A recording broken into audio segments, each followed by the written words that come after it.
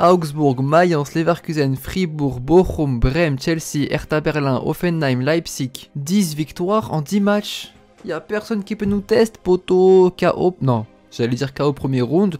Il y aura KO premier round le jour où ils seront champions. Là pour l'instant c'est juste... Non, il n'y a même pas de KO en fait. Wesh les gars, c'est Rara, j'espère que vous allez bien les mecs. Eh, comment ça? Dortmund c'est la meilleure équipe d'Europe en 2023. Là, je t'avoue que ça, je le voyais pas venir. C'est d'ailleurs la première fois que Dortmund remporte ses 10 premiers matchs d'une année civile. Mais alors, jusqu'où ça va s'arrêter? Est-ce qu'on doit vous rappeler qu'avant 2023, Dortmund était 6ème au classement avec 9 points de retard sur le Bayern? Ah bah là, ils sont bien revenus. Mais alors, quelles sont les raisons qui justifient une telle forme côté Dortmund? Raison numéro 1, Gregor Kobel. Allez, salut. Ah mais vous le savez, moi je suis un mec qui aime critiquer la défense Dortmund, mais depuis qu'il y a Gregor Kobel au cage, pardon tonton, ce problème n'existe plus. 27 arrêts de Kobel en 2023. Oui, j'ai les stats sous les yeux, vous en faites pas. Avant la trêve hivernale, il en avait repoussé 36 en 15 matchs. Là, il en est à 27 alors qu'il a joué que 9 matchs. Et contre Leipzig, bah quand c'est pas Kobel, c'est Schlotterbeck qui fait le taf. Vraiment, faut en parler de sa saison exceptionnelle, il est ultra agressif dans les duels, il laisse rien passer. Ça a été vraiment intelligent de le recruter à Fribourg. Mais sinon, Gregor Kobel, il s'est fait connaître majoritairement contre Chelsea, en 8ème car il était vraiment mais exceptionnel. Sinon nous, on suit les matchs et nous on savait que c'était un mur. Et si Dortmund est en grande forme, c'est en partie grâce à lui. Ensuite, bah c'est grâce au secteur offensif. Julian Brandt, cette saison, est-ce qu'on en parle 2 minutes? On en parle ou que les petits? Non mais parce que quand il a la balle, c'est soit une frappe de 20 mètres, soit contrôle frappe but, ça rentre tout le temps. Brandt et Kobel sont les deux hommes pour moi de 2023. Marius Wolf, longtemps critiqué, il demeure hyper intéressant sur le couloir droit. Est-ce que c'est moi ou depuis qu'il n'y a plus Meunier, tout va bien?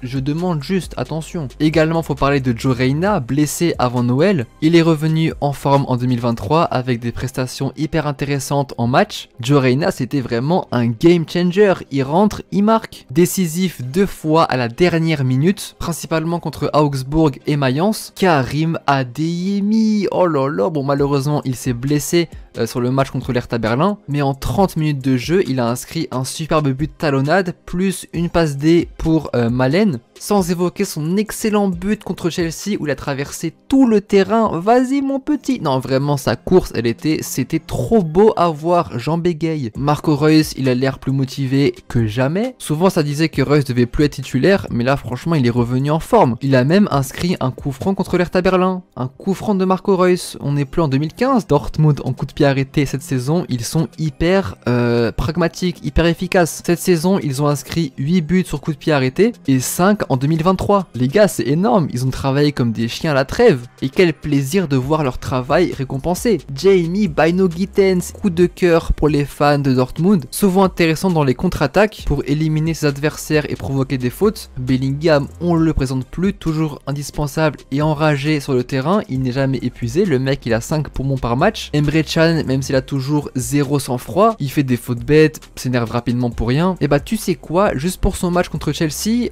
il est pardonné. La course des joueurs, les gars ils ont tous fait du cardio pendant Noël ou c'est comment? Ou alors peut-être qu'ils ont eu plus de temps pour récupérer, parce que là ils sont revenus vraiment en forme, ils cavalent trop. Non vraiment, j'ai l'impression qu'ils sont rarement épuisés. Et j'ai vérifié car j'ai les stats sous les yeux, je parle pas pour rien dire. Dortmund court en moyenne 3 km de plus par match cette année. 115,3 contre 112,5. Dortmund est beaucoup plus efficace devant les cages. Si on parle des expected goals, Dortmund est l'équipe la plus efficace au vu de son taux de but attendu. Sur les 7 derniers matchs en championnat, ils ont inscrit 20 buts, personne ne fait mieux en Bundesliga. Le Bayern en est à 15. En même temps, quand tu vois des 5-1 contre Düsseldorf, 4-3 contre Augsbourg, 5-1 contre Fribourg, 4-1 contre l'Hertha, tu te rends compte que l'équipe elle est vraiment hyper efficace devant les buts. Sans Erling Haaland, Dortmund n'est pas fini. On nous a menti, vous inquiétez pas, ils peuvent se débrouiller. Et puis dernier point, j'espère que j'aurais pas oublié d'autres points ou d'autres joueurs, vous pourrez m'en faire part en commentaire, mais Edin Terzic. C'est les travaux de Edin Terzic, le dernier entraîneur à avoir ramené un trophée à Dortmund, la Coupe d'Allemagne en 2021. Et là, il fait rêver les supporters de Dortmund qui peuvent espérer encore une fois un prix, enfin un trophée plutôt. Mais alors quel trophée? Bundesliga,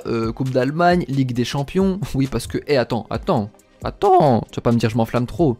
Dortmund c'est considéré comme la meilleure équipe d'Europe actuellement, ce sont les chiffres. Quelle est la meilleure compétition en Europe? La Ligue des Champions.